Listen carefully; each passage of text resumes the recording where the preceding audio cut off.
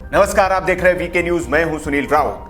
भारत में corona virus की वजह से पैदा हुए मुश्किल हालात के बीच वित्त मंत्री निर्मला सीतारमण ने कई बड़े ऐलान किए हैं।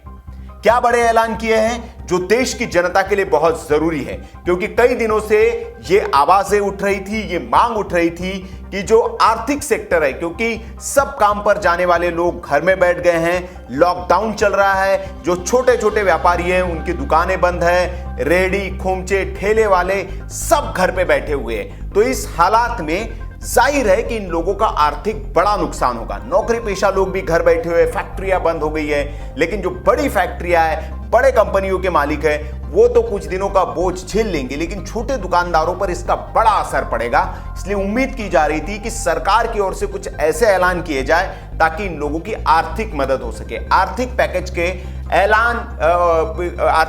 ऐलान की उम्मीद थी सरकार से, और आज निर्मला सीतारमण ने वही कुछ ऐलान किए हैं। क्या है इस पैकेज की बड़ी बातें, वो हम आपको बताएंगे। तो सबसे 8 पॉइंट हमने इस जो ऐलान है उसके निकाले, और 8 पॉइंट में हम आपको बताएंगे कि क्या वित्त मंत्री ने आम लोगों के लिए राहत दी है और आपको इस आर्थिक पैकेज में क्या मिलने वाला है।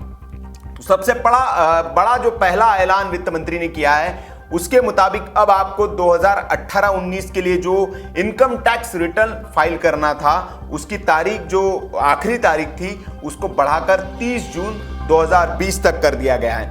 मतलब अब आपको परेशान होने की जरूरत नहीं कि इनकम टैक्स की डेट निकल जाएगी और कैसे होगा। तो अब ये जून महीने तक के लिए इसको टाल दिया गया है। तो जून महीने तक आराम से आप अपना इनकम टैक्स फाइल कर सकते हैं। और अगर आप देरी से भुगतान करते हैं तो इसके लिए पहले 12% जो आपको जुर्माना लगता था, ब्याज दर लगती थी, उसे घटाकर 9% कर दिया गया है। तो ये एक बड़ा फैसला किया है। दूसरा है जो आधार कार्ड और पैन कार्ड को लिंक कराने की जो तारीख थी 31 मार्च आखिरी तारीख थी, उसको भी बढ़ा दिया है और ये 30 जून 2020 तक इसको कर दिया गया है। विवाद से विश्वास जो योजना लाई है सरकार, उसकी भी कट ऑफ डेट बढ़ा दी गई है। 30 जून 2020 इसको भी कर दिया गया है, और इस पर जो 10% का जो अतिरिक्त चार्ज लगने वाला था वो कोई चार्ज नहीं लगेगा। मार्च, अप्रैल, मई 2020 के जो जीएसटी रिटर्न है और जो कंपोजिशन रिटर्न है, उसके भी भरने की आखिरी तारीख 30 जून 2020 तक बढ़ा दी गई है। 5 करोड़ रुपए से कम के टर्नओवर वाली कंपनियों पर देरी से जीएसटी रिटर्न फाइल करने के लिए कोई भी ब्याज या जुर्माना या लेट फीस नहीं लगेगी। 5 करोड़ रुपए से ज्यादा टर्नओवर वाली कंपनियों पर देरी से जीएसटी रिटर्न फाइल करने के लिए भी कोई लेट फीस या जुर्माना नहीं लगेगा उनके लिए, लेकिन जो ब्याज की दर है वो 9% कर दी गई है घटा के। अगली 2 तिमाहियों तक अनिवार्य बोर्ड मीटिंग करने के लिए जो 60 दिनों की अब छूट दे दी गई है, क्योंकि बोर्ड डायरेक्टर्स की मीटिंग करनी होती है जो अनिवार्य होती है, उसको 60 दिनों की छूट दे दी गई है।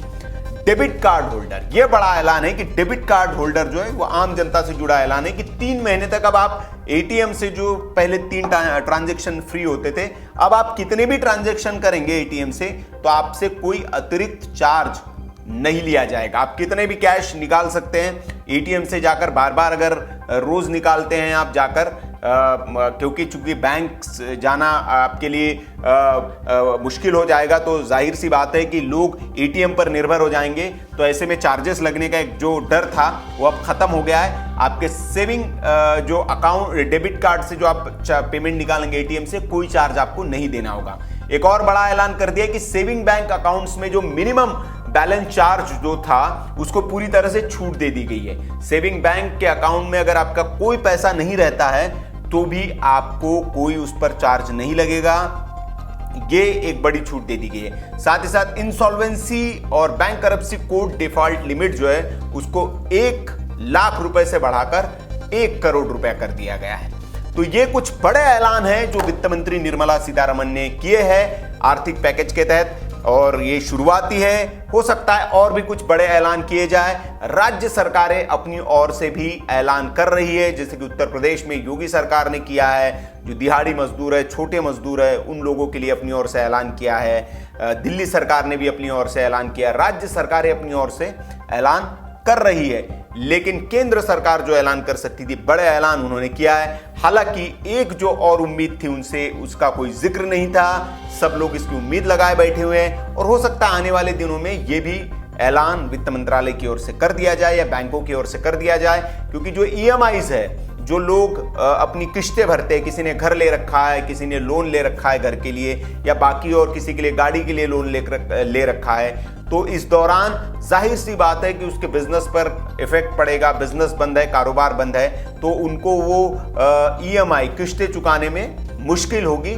तो इस पर एक राहत की उम्मीद की जा रही थी कि जो किस्तें हैं उसको कुछ महीनों के लिए सस्पेंडेड कर दिया जाए, छूट दे दी जाए, बैंक के जो चेक बाउंस के चार्जेस हो वो न लगाएं, या बैंक वो 2 महीने के लिए, 2-3 महीने के लिए चेक न लगाएं।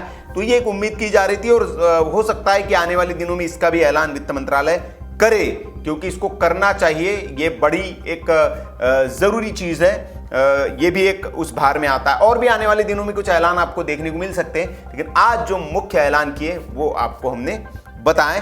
तो हर तरह से हर विभाग जो है आम आदमी को राहत देने की कोशिश कर रहा है, ताकि कोरोना से लड़ने के लिए उसको और अंदर से शक्ति मिले, वो घर के अंदर ही रहे, अपने आप को, लॉकडाउन को सफल बनाएं और कोरोना वायरस से हम फैलने से रोकें। तो आप भी, वीके न्यूज भी आपसे अपील करता है कि लॉकडाउन का पूरी तरह से पालन करें, घर में रहे, घर से बाहर ना निकले, बहुत जरूरी जब तक हो तब तक घर से ना निकले।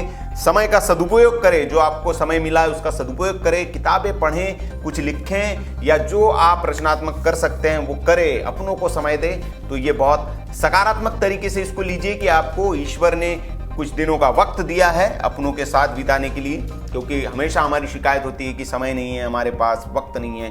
तो ये वक्त मिला है, इस वक्त का आप सदुपयोग करिए और खूब एंजॉय करिए इस लॉकडाउन को और इस बीमारी को फैलने से रोकिए। नमस्कार।